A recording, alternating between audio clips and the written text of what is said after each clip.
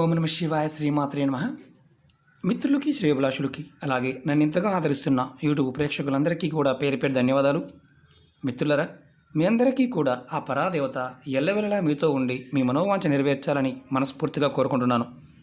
ఈరోజు మనం ఉగాది రోజున ఒక మంత్రాన్ని తప్పకుండా జపించడం వల్ల సంవత్సరం మొత్తం ధనానికి, ధాన్యానికి, కుటుంబానికి మంచి జరిగే ఒక అద్భుతమైన మంత్రం. ఈ మంత్రాన్ని ఆ ఒక్కరోజు చేసిన, సంవత్సరం మొత్తం చేసిన మీ సమస్యల నుండి బయటపడతారు. లక్ష్మీదేవి మీ ఇంట్లో స్థిరంగా ఉంటుంది. ఆ మంత్రం ఏంటి, ఎలా చేయాలి, ఏ విధంగా చేయాలి తెలియచేస్తాను. అసలు ఎందుకు చేయాలి? చాలామంది మిత్రులు మెయిల్స్ కామెంట్స్లో, గురువుగారు పోయిన సంవత్సరం మా జీవితం తలకిందులైపోయింది, మేము జాతక ఫలాన్ని చూసుకున్నాము, రాశి ఫలాలు చూసుకున్నాము, కానీ మాకు ఏదీ జరగలేదు. మా జీవితం అంతా ఆర్థికంగా, అంటే కుటుంబ పరంగాను, ఫైనాన్షియల్ పరంగా చాలా ఇబ్బందులు ఎదుర్కొన్నాం. మాకు ఈ సంవత్సరం అలా లేకుండా ఉండాలి, మాకు మంచి జరగాలి, ఏదైనా తేలికైన పరిహారం చెప్పండి అని చాలామంది అడిగారు. వారి గురించి ఒక అద్భుతమైన మంత్రం, మన పెద్దలు చెప్పిన ఒక అద్భుతమైన మంత్రాన్ని మనం రోజు చేసిన, ఉగాది రోజు చేసిన అద్భుతమైన ఫలితం ఉంటుంది. ఎలా చేయాలో చెప్తాను, మీకు లాభం చెప్తాను. ఎందుకంటే చాలామందికి ఏంటంటే తేలికగా ఉంటాయి కదా, అనుమానాలు ఎక్కువగా ఉంటాయి. ఖర్చు పెడితే మాత్రం చాలా ఆనందంగా ఉంటుంది, ఎందుకంటే మనందరం కూడా ఖర్చుకి అలవాటు పడిపోయాం. ఉగాది రోజున మాత్రం ఈ మంత్రాన్ని మీరు, మీ కుటుంబ సభ్యులు, మీ పిల్లలతో, అందరితో ఈ మంత్రాన్ని మనసులో తలుచుకునే విధంగా చేయండి. సంవత్సరం మొత్తం కూడా మీకు ధనానికి, ధాన్యానికి ఎటువంటి లోటు లేకుండా ఉంటుంది. అలాగే నిత్య జీవితంలో మీరు ఎదుర్కొంటున్న సమస్యలు, అనేక రకాల సమస్యలకి బయటపడే మార్గాలు తెలుస్తాయి. అలాగే లక్ష్మీదేవి మన ఇంట్లో స్థిర నివాసం ఉంటుంది. ఆర్థిక సమస్యలు అంటే మీరు ఇప్పుడు దాకా ఎదుర్కొంటున్న ఆర్థిక సమస్యల నుంచి బయటపడడానికి మార్గాలు తెలుస్తాయి. అలాగే ధనానికి సంబంధించిన సమస్యలు ఏదైనా ఉన్నా బయటపడే మార్గం కూడా తెలుస్తుంది. ఈ ఉపాయాన్ని ఆడవారైనా మగవారైనా చేయవచ్చు. ఆడవారు నెలసరి సమయంలో మాత్రం చేయవద్దు, మిగతా సమయంలో చేయవచ్చు. ఈ మంత్ర జపం చేయడానికి 2 నిమిషాలు చాలు, అంతకన్నా ఎక్కువ సమయం కూడా అవసరం లేదు. ఇంట్లో ఉన్న కుటుంబ సభ్యులందరూ తప్పకుండా జపించవలసిన మంత్రం. వీలైతే మీ పిల్లల్ని ఈ మంత్రాన్ని జపించే విధంగా చూడండి. ఉగాది రోజున మీరు స్నానాది కార్యక్రమాలు ముగించుకొని మీ దేవుడి గదిలో మీరు నిత్య పూజ చేసుకుంటారు కదా, పూజ చేసుకున్న తర్వాత మీరు ప్రతిరోజు ఏ విధంగా అయితే పూజ చేస్తారో ఆ విధంగా పూజ చేసుకోండి. అలాగే తర్వాత 2 యాలకులు తీసుకోండి, ఇలా మీ కుడి చేతిలో పట్టుకోండి. అంటే ఎంతమంది కుటుంబ సభ్యులు ఉంటే అంతమంది కూడా చేయవలసిన ఉపాయం ఇది. అంటే ఎవరికి వారు 2 తీసుకోవాలి.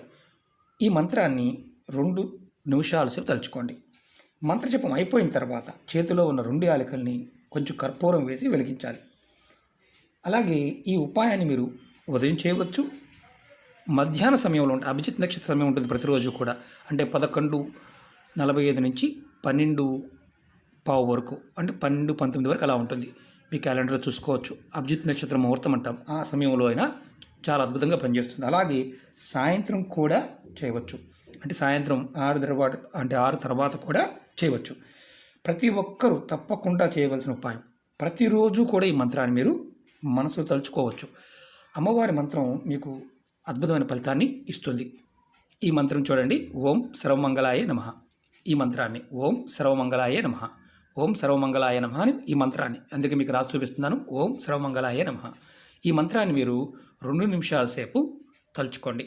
ఈ మంత్రం తలుచుకొని ఇలా కుడి చేత్తో పట్టుకొని తలుచుకొని తర్వాత మీరు ఇలా ఏదైనా ప్లేట్లో అయినా పర్వాలేదు, ఇలా పెట్టండి. దాంట్లో కొంచెం కర్పూరాన్ని వేయండి. ఇది ఉగాది రోజు చేయటం వల్ల మీకు కష్టాలు ఇలాంటివన్నీ తొలగిపోతాయి. 2 నిమిషాలు అనుకున్న తర్వాత 2 యాలకుల్ని కర్పూరంతో వెలిగించండి. ఇది మీకు చూపించడం కోసం చేస్తున్నాను. ఇలా వెలిగించండి. మంత్రాన్ని 2 నిమిషాలు, కంపల్సరీగా 2 నిమిషాలు అనుకోండి. ఓం సర్వమంగళాయ నమః, ఓం సర్వమంగళాయ నమః, ఓం సర్వమంగళాయ నమః. మనం ఈ మంత్రాన్ని ఇలా మనసులో ఖచ్చితంగా 2 నిమిషాలను అనుకోవాలి. మనం ఈ సంవత్సరం మొత్తం కూడా 12 రాసుల వారు ఈ మంత్రాన్ని తలుచుకోవచ్చు.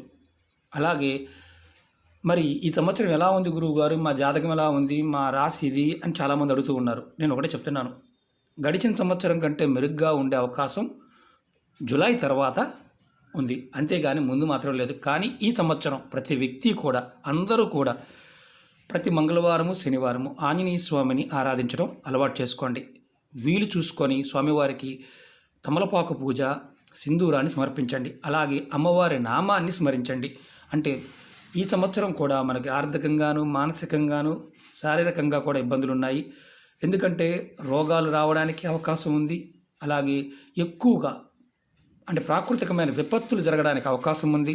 అలాగే మంటకు సంబంధించి అంటే ఒక రకంగా చెప్పాలంటే అగ్ని ప్రమాదాలు ఎక్కువగా జరిగే అవకాశం ఉంటుంది.